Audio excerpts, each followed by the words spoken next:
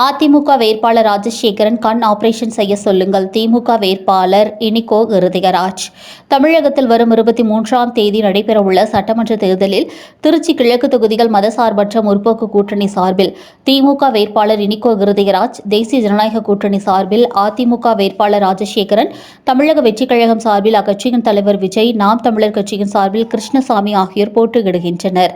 தவேக தலைவர் விஜய் கடந்த 2ஆம் தேதி திருச்சிக்கு நேரில் வந்து வேட்பு மனுவை தாக்கல் செய்தார். இந்நிலையில் திமுக வேட்பாளர் இனிகோ இருதயராஜ் இன்று வேட்பு மனு தாக்கல் செய்தார்.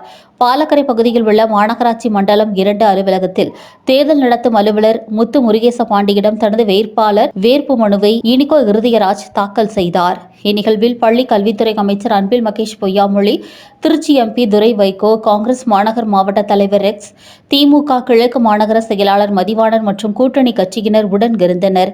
வேட்புமனு தாக்கலுக்கு பிறகு வேட்பாளர் இனிகோ இருதயராஜ் செய்தியாளர்களுக்கு அளித்த பேட்டியில், கிழக்கு தொகுதியில் கடந்த 5 ஆண்டுகளில் பல்வேறு திட்டப்பணிகளை மேற்கொண்டு மக்களின் ஆதரவை பெற்றுள்ளேன்.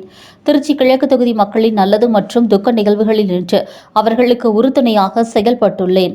நான் எவ்வாறு செயல்பட்டேன் என்பது மக்களுக்கு தெரியும். ஆகையால் மற்றவர்களின் கருத்துக்களுக்கு நான் பதில் சொல்ல வேண்டிய அவசியமில்லை என்றும் அவர் தெரிவித்தார். விஜய் விஜய்னு சொன்னவர் எலெக்ஷன் அடிக்கிறவரோட ஜோசப் விஜய்னு சொல்லியிருக்காரு. நான் திராவிட முன்னேற்ற கழகத்தின் சார்பில் நிற்கிறேன். நான் கிறிஸ்தவராக சிறு வயதிலிருந்து அந்த மத கட்டுப்பாடுகளுக்கு இருந்து இன்றைக்கு பொதுவானவனாக இருந்து பல்வேறு மதத்தின் அரவணைக்கின்ற பண்பு எனக்கு உண்டு.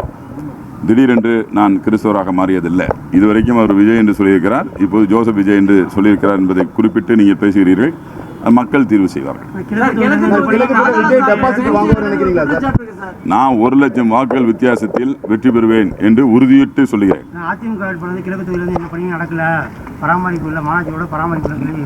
கண் ஆபரேஷன் பண்ண சொல்லுங்க. நன்றி.